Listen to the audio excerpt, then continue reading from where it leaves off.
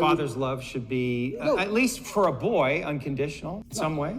Love and time are not necessarily the same thing. Okay. If I told my father, I want to play chess, I want you to teach me chess, he could find 2 hours. If I said to Dad, I want to play video games or let's watch TV together, he'd say, no, son, I have things to do. Right. So to a degree, I had to earn his time. Yeah. His time was valuable and it could not be wasted. Yeah. I feel like I have a duty to my ancestors. I don't feel like, and when I'm in jail, I feel like I can't disappoint him, and I feel like I do good for the world. I don't think this is me being some kind of broken secret. This is where we're going to disagree. You're going to think I'm some broken child inside or something. Okay, well, the inner child, or I'm guessing, but. Well, yes, inner child. Okay, yeah. I don't think it's anything to do with that. An inner child? I think it's duty. I think I have duty and I have honor. Yeah, I understand you have duty as a man, but that doesn't mean the inner child is not there. And I guess that's if the inner child has been disowned in some way, or his feelings have been relegated to the unconscious, like that's impacting you, that's affecting you, and knowing what those feelings are and how they impacted you, I think, would be important information for you. But I was never sad. I can't say I had a hard childhood. I can't say I was sad. I can't say I wish he was different. Once again, and once again, let me psychoanalyze myself. Yeah. Once again, this might be rationale. I might be rationalizing. Yes. I might say, well, whatever happened made me the person I am today, and I love who I am today, so I'm glad it was the way it was. Perhaps. But once again, I think that puts me in the correct mental framework to be as capable as possible. I'm not going to sit here and say, I wish my dad did something else. What's the point? That's asinine. Both things can be true, though. I wanted to see my father more. I wish he was there, and he wasn't. And now I'm here, and I'm going to make the best of it. And this is the result of that. And I've turned myself into this beast because of it. I mean, you made the most of the situation, but that doesn't discount the place where you may have wanted more from him. You may have wanted more love, more connection, just more time. I think my father did the best he knew how to do, and second, he did exactly what was necessary to make me the person I am today. Would it be okay for you to be angry with your father? No, absolutely not. Why It's not? disrespectful. Why not? Why? Because he's my father. But I'm not saying that you would have to confront him. I mean, obviously he's not here, but it's just like that's selfish. But if it's just a feeling, right? If it's just a feeling that wants to come. It's ungratefulness. Well, you're judging the feeling.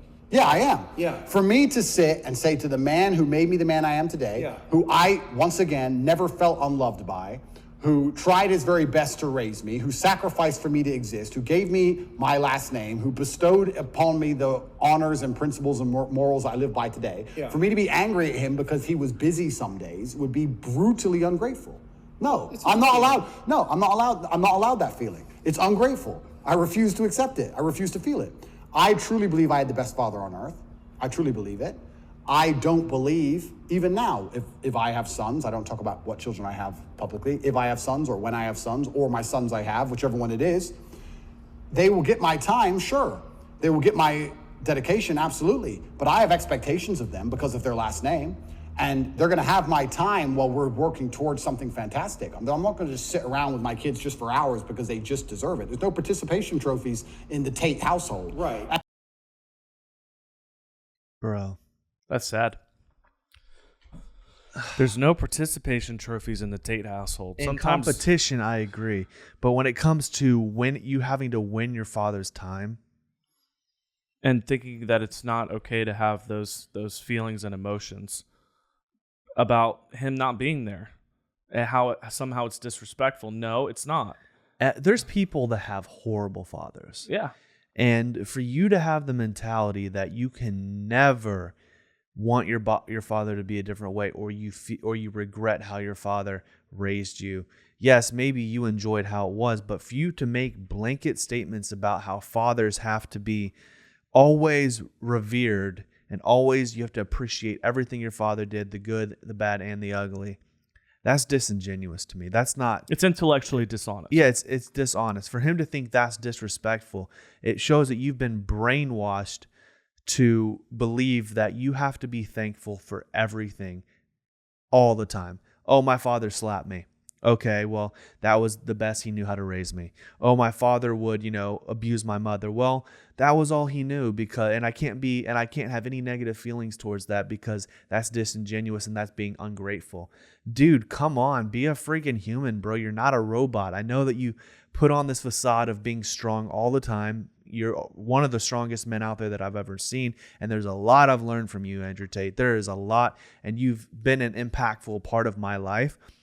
But when you say things like this, it is hurting people, because even in their horrible situations they're in, instead of thinking, oh, I can get out of this, or, my mother can leave my father because he's abusing her, you have this thing of, oh, you have to be grateful for everything your father has done, the good and the bad and the ugly. That is just a horrible mentality, man. I cannot get on board with that. I have a wife, I have a little girl.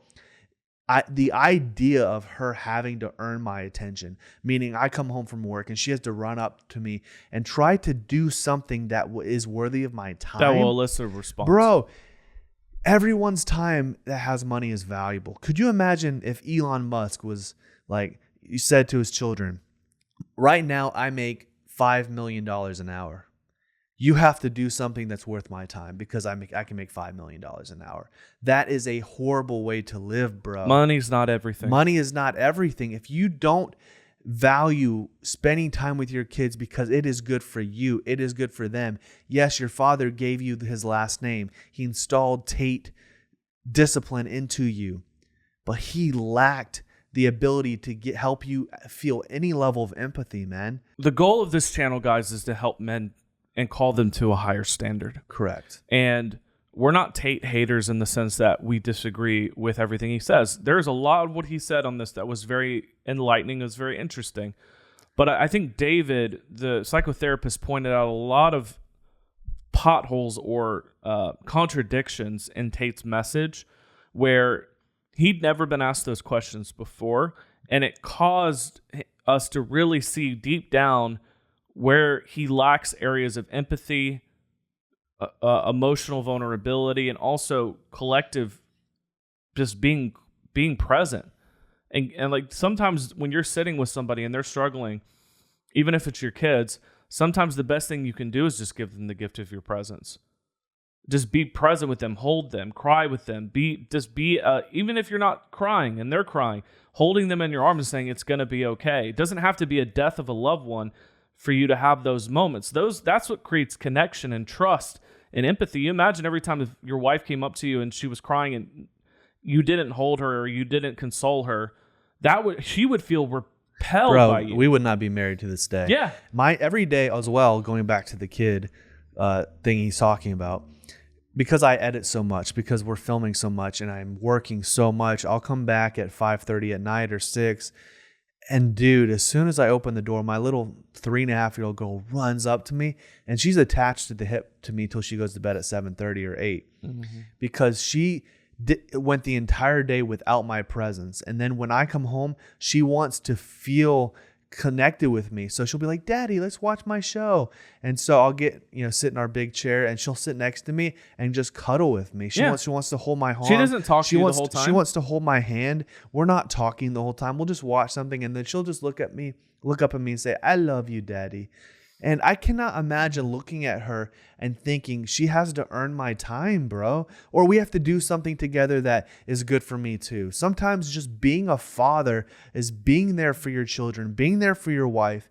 And it's not, everything in life is not about, is your time worth that? If we're talking about it, yes, 2 hours that I spend with her, I could be editing and I could be making, $500 or whatever. Who cares? If I'm building that relationship with her, it's not only good for my mental health, it's going to change the way she views men, because if I'm there for her, I'm being there for her and not challenging her because she's 3.5, but just showing her love. She is then going to expect the same thing in other men.